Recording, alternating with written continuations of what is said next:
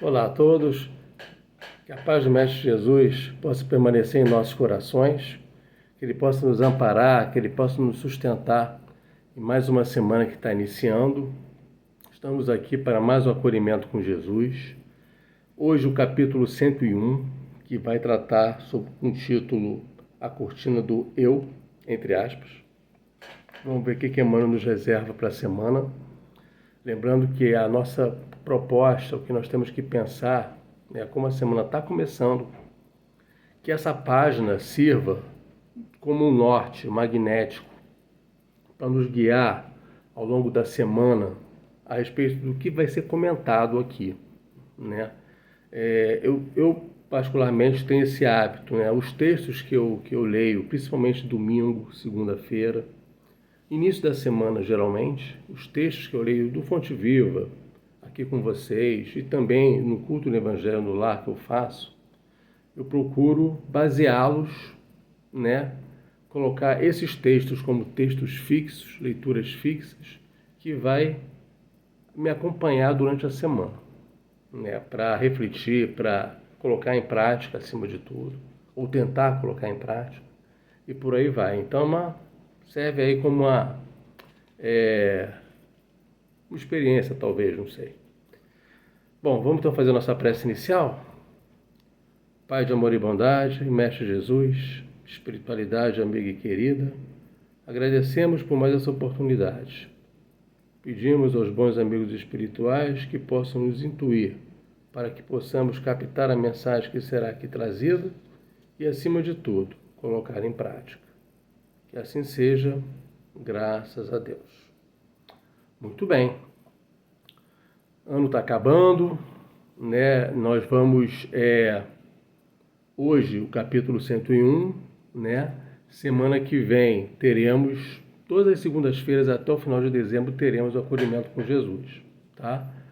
Dia 23 nós vamos conversar sobre o Natal, dia 23, né? E aí, ano que vem a gente continua o mesmo livro. Vamos dar continuidade ano que vem, e a partir de janeiro vamos dar continuidade ao acolhimento com Jesus, dando continuidade ao Fonte Viva, tá bom? A gente não vai parar não, o trabalho continua. E quando acabar o Fonte Viva, outra obra virá, tá? Vamos então, gente, capítulo 101, do Fonte Viva, a cortina do eu. Vamos ver o que Emmanuel nos diz. Em verdade, estudamos com Cristo a ciência divina da ligação com o Pai, mas ainda nos achamos muito distantes da genuína comunhão com os interesses divinos.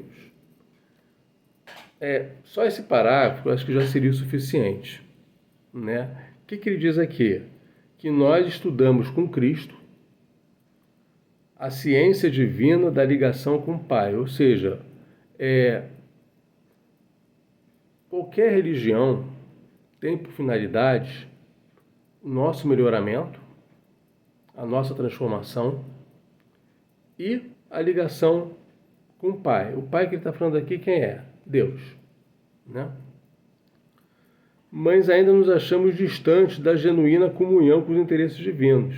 Ou seja, Jesus, há 2000 anos, mais ou menos, ele veio, exemplificou, né, nos orientou, nos deixou o seu exemplo, e até hoje nós ainda não compreendemos direito a mensagem que o Cristo nos deixou. Nós entendemos, mas nós ainda não compreendemos. Tem diferença entre entender e compreender. Compreender é você entender e colocar em prática, né? Então ele está falando aqui que nós estamos distantes dessa comunhão com os interesses divinos. Falta ainda alguma coisa. Esse alguma coisa que falta é justamente o quê? Nós colocarmos em prática as nossas leituras, os nossos estudos, né? Porque, de repente, o que acontece com a gente? A gente vai, assiste uma palestra na casa espírita, toma passe, bebe aguinha, ouve, né, o tema da tarde ou o tema da noite, enfim, o tema da reunião pública, da palestra, mas ao sairmos da casa espírita, a A gente leva a primeira fechada no trânsito, a gente recebe a primeira ofensa, o primeiro aborrecimento e pronto, vai tudo por água abaixo. E falta justamente isso, falta justamente esse momento que nós temos que administrar essas questões dentro da gente. É o famoso colocar em prática aquilo que a gente lê, aquilo que a gente estuda, colocar em prática. Colocar as orientações que Jesus nos deixou, colocar o Evangelho de Jesus em prática na nossa vida, no nosso dia a dia. Gente, é fácil? Não, não é fácil. Requer um esforço, requer um trabalho intenso que nós devemos fazer em nós mesmos, de autoanálise, autodescobrimento, autoconhecimento. Então, não é uma coisa simples. Então, por acaso, se nós optarmos por tomar uma decisão agora, não, a partir de hoje eu vou ser uma pessoa diferente, vou colocar em prática o Evangelho segundo o Espiritismo, exemplo. Ok, você está pensando dessa forma, já é ótimo. Agora, se amanhã ou depois a gente escorregar, o que eu chamo para a gente escorregar? Né? Que critérios são usados para a gente escorregar? A gente pode ofender alguém, machucar alguém, ser grosseiro com alguém, ser rude com alguém, ser arrogante com uma pessoa ou com outra. Não agir com amor. E nesse ponto, a gente não pode se culpar. Caramba, porque eu fiz isso, eu falei que eu não ia mais fazer, papapá. Mas faz parte do processo. Mas pelo menos você errou, né? E, opa, peraí, acendeu a luz amarela. Acendeu a luz amarela que não estava acesa antes. Tipo, cuidado, não faz mais isso. Não é correto, não é por aí. Então, nós precisamos descobrir uma forma, cada um tem a sua, obviamente, descobrir uma forma de nós nos aproximarmos desses interesses divinos que Emmanuel está colocando aqui. Né? Essa aproximação dos interesses divinos, além da leitura, além do estudo, além da frequência à casa espírita, já que estamos num grupo espírita, estou falando especificamente da casa espírita, mas quem não for espírita pode ir na igreja católica, evangélica, seja lá qual for o segmento, não importa. O fato é, além disso tudo, nós precisamos o quê? Trazer essas informações, refletir e praticar. Não vai praticar tudo, mas pelo menos um ponto pode ser melhorado, né? E o que a gente pode começar a desenvolver aqui um trabalho, na verdade é uma proposta, é de nós pensarmos, nos observarmos mais, né? Os nossos defeitos, as nossas qualidades, e nós verificarmos, tudo bem, eu tenho esses defeitos aqui e tenho essas qualidades aqui, ok. Para 2025, que está batendo na porta, para 2025, eu vou pegar apenas um, escolha um defeito. E de preferência, o mais fácil de se mudar, de se modificar. Vamos trabalhar esse defeito em 2025. Ah, Ricardo, é só um, vai ser mole. Não, você não fez nenhum até hoje? Não trabalhamos nenhum até hoje? Então vamos começar do básico. Escolha um, o mais fácil. E vamos trabalhar esse item, essa questão a ser melhorada no ano que vem. Exemplo, olha, o mais fácil para mim é ser mais paciente. Ou seja, eu sou uma pessoa impaciente. Exemplo, estou dando só um exemplo. Então, para o ano que vem, vamos tentar o quê? Vamos tentar a paciência. Vou ser mais paciente com os outros. E dessa forma, ano após ano, eu vou melhorando isso. 2026, ao invés de pegar um, posso pegar dois. e vou trabalhando isso, e vou melhorando isso, vou exercitando isso no meu dia a dia. E dessa forma, eu vou aos poucos transformar os vícios morais em virtudes morais. E dessa forma, também eu vou começar a me aproximar mais disso que Emmanuel está colocando aqui.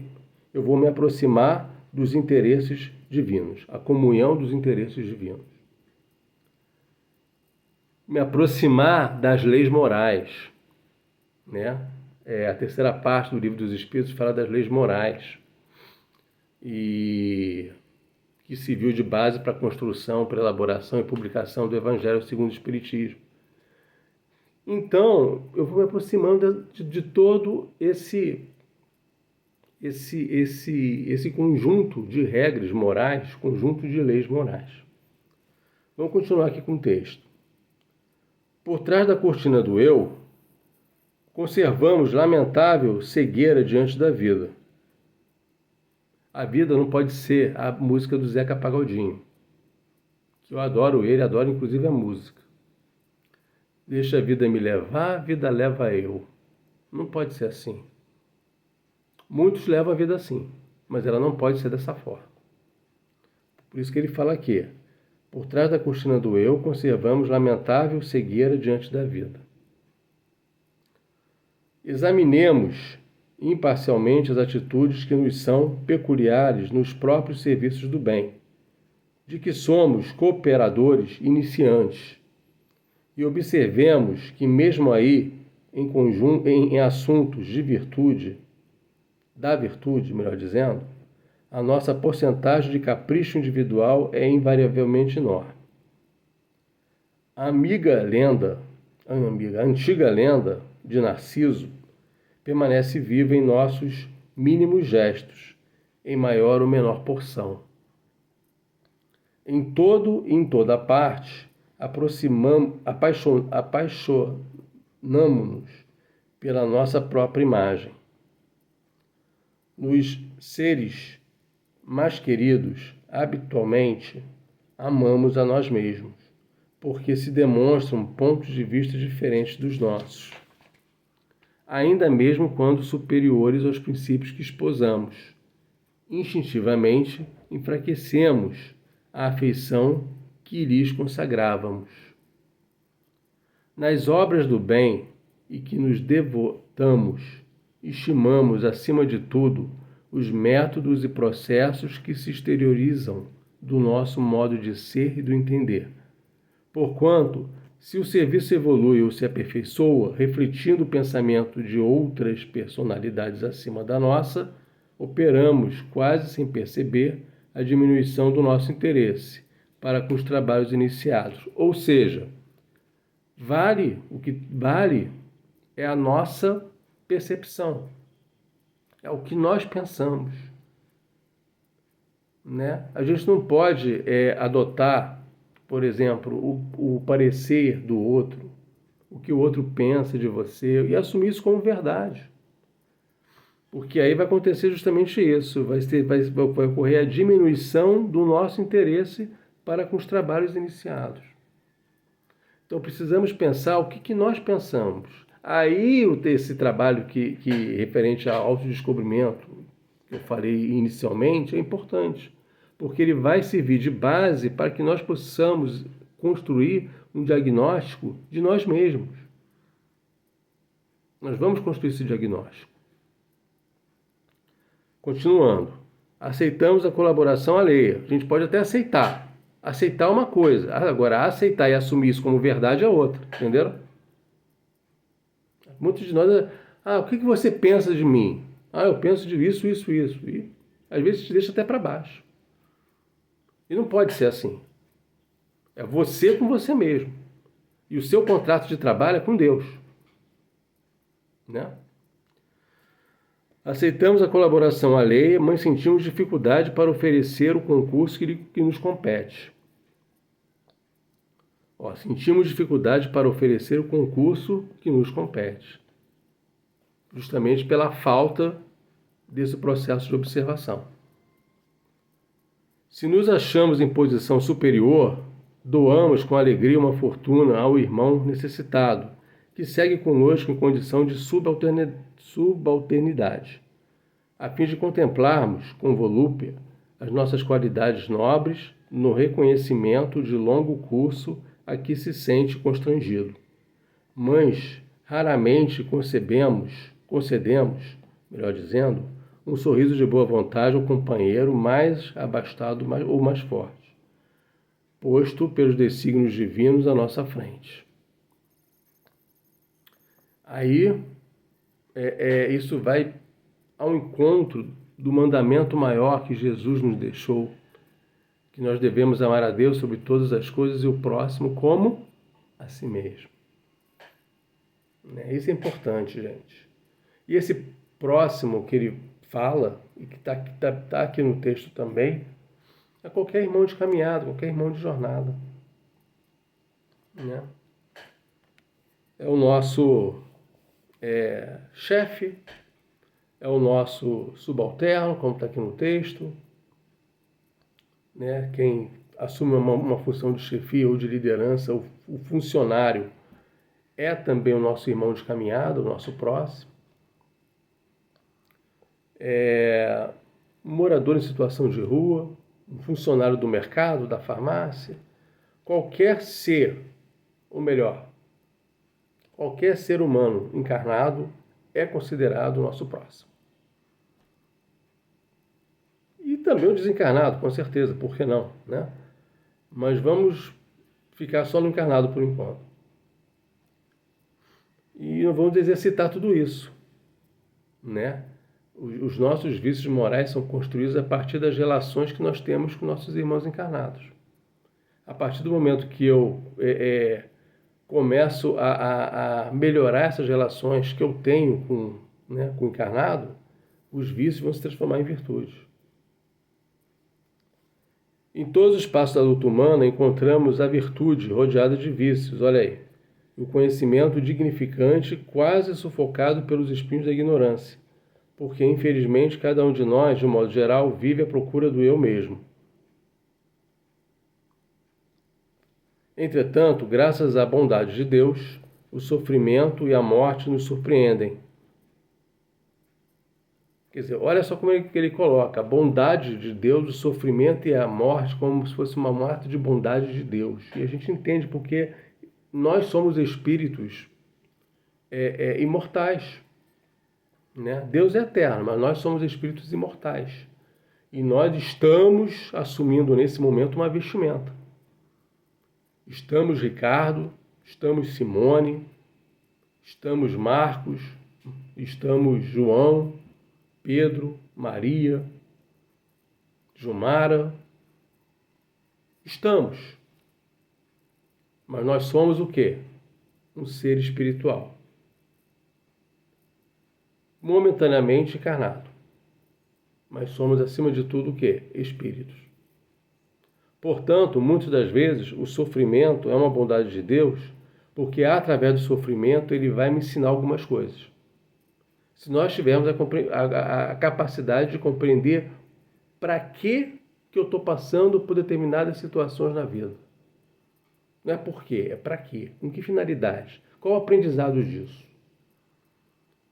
E a morte? O desencarne. O desencarne vai me libertar. Vai libertar para que eu possa continuar. Mas, cuidado, não vou virar anjo. Eu vou dar continuidade, eu vou ser essa mesma essência, esse mesmo ser pensante, esse mesmo ser que toma as decisões, que faz as suas escolhas. Vou ser esse mesmo ser no plano espiritual. Então, graças à bondade de Deus, o sofrimento e a morte nos surpreendem na experiência do corpo e além dela, arrebatando-nos aos vastos continentes da meditação e da humildade, em que aprenderemos, pouco a pouco, a buscar o que pertence a Jesus Cristo, em favor de nossa verdadeira felicidade, dentro da alegria, da glória de viver. Tem uma pergunta muito interessante. Quando nós estivermos passando por alguma dificuldade, alguma situação, Pergunta, se fosse Jesus, o que ele faria? O que vocês acham que Jesus faria diante de uma determinada situação? Ele ia agredir a pessoa? Ele ia ofender? Ele ia emitir pensamentos negativos? O que Jesus faria? Né? E aí vão ter algumas respostas. E se a resposta for uma resposta positiva, de amor, de caridade, de consolação, sigamos essa resposta. Com certeza nós seremos mais felizes. Paz a todos e até a próxima semana, se Deus quiser.